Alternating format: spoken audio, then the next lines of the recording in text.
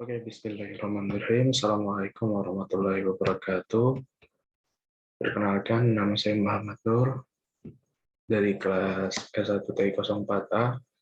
Pada kesempatan kali ini, saya akan membahas sedikit mengenai tugas keempat mekanika teknik. Oke.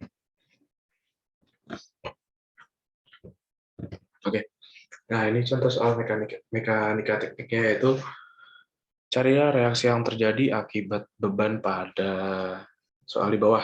Nah, bebannya itu sebesar kita sudah ketahui, yaitu P sama dengan 200 knot dan P sama dengan 200 knot.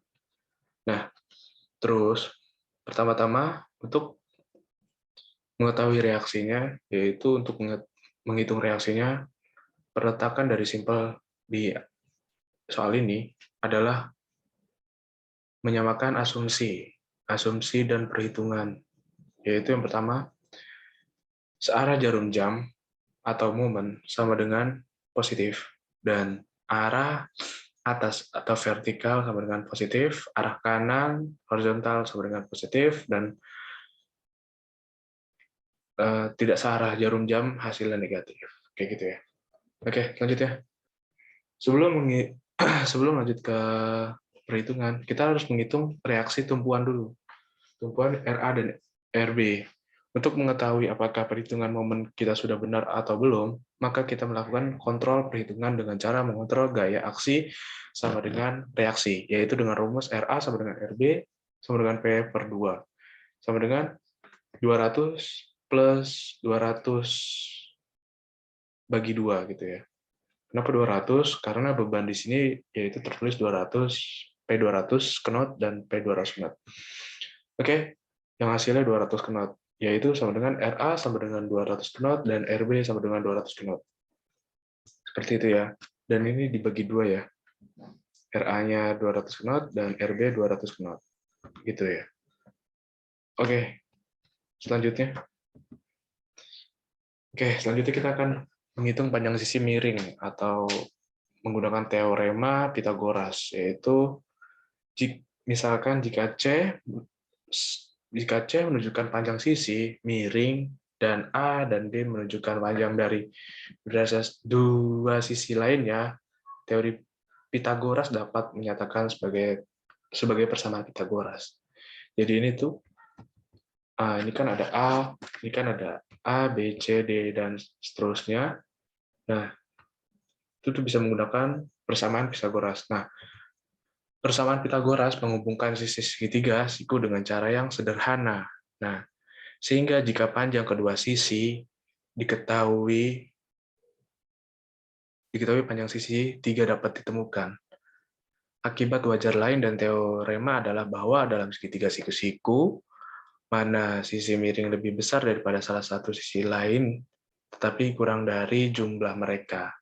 Atau generalisasi teorema adalah hukum kosinus ya, yang memungkinkan perhitungan panjang setiap sisi dari segitiga apapun, mengingat panjang dua sisi lainnya dan sudut di antara keduanya.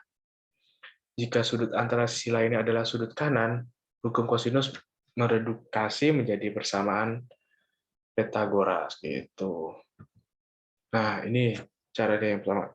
Kayak gini contohnya ya. Ini misalkan A dan B.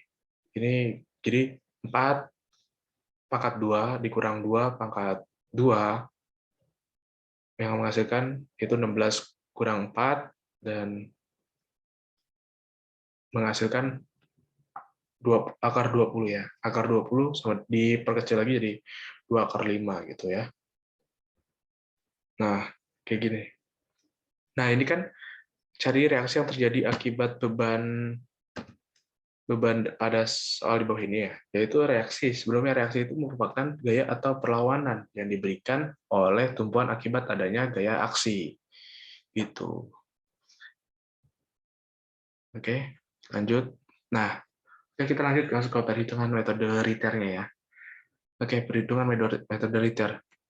Yang pertama, sigma MB sama dengan 0, titik A dan titik B. Oke. H1 titik 0 atau dikali 0 plus D1H titik 0 dikali 0 atau dikali 0 plus D1V titik 4 plus RA titik 4 sama dengan 0 gitu ya. Habis itu yang hasilkan 0 ditambah 0 dan ini D1V-nya itu kita sudah dapatkan tadi ya. D1 sin A sama dengan 0 per 894 D1 gitu ya. Kita masukkan sini dikali 4 plus 200 kali 4 sama dengan 0 gitu ya. Nah, D1 itu yang menghasilkan sama dengan D1 sama dengan minus 200 per 0,894. Nah, ini D1 4 sama dengan minus hasilnya minus 223,714 knot. Kurang lebih seperti itu metode Ritter ya. Oke, lanjut ke metode yang selanjutnya yaitu titik bulu. Nah, ini salah satu contohnya titik bulu yaitu sigma V sama dengan 0 yang dengan rumus AV plus D1 sin A sama dengan 0 gitu. D1 sama dengan minus AR per 0,8. D1 habis itu D1 sama dengan minus 200 per 0,8 sama dengan minus 250 knot. Batang tekan. Habis itu sigma H sama dengan 0 dengan rumus AH plus H1 plus D1. Cos A sama dengan 0. 0 plus H plus H1 plus buka kurung minus 200 knot tutup kurung 0,4 sama dengan 0. H1-nya sama dengan 100 knot. Yaitu yang pertama tadi ini adalah batang tekan. Batang tekan yang hasilnya minus. Kenapa minus?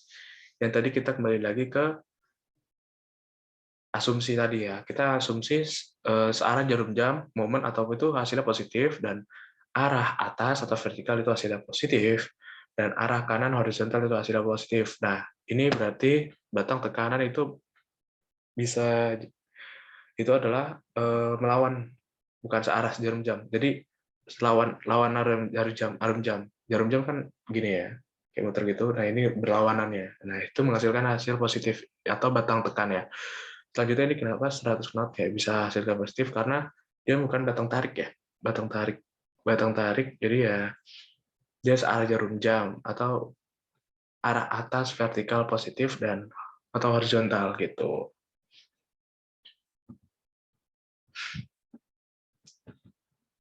Nah, kayak gini. Misalkan nih, ini horizontal, nah ini vertikal yang lurus ke atas nih, kayak gini lah, perbatasan vertikal kayak gitu. Dan ini kan searah jarum jam misalkan yang ke 6 sini ke sini, dan kalau itu ke sebaliknya lagi gitu ya. Mungkin kurang lebih mohon maaf.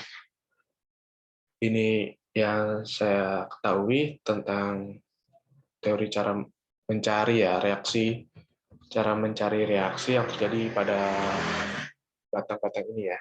Itu yang saya ketahui. Kurang lebih mohon maaf.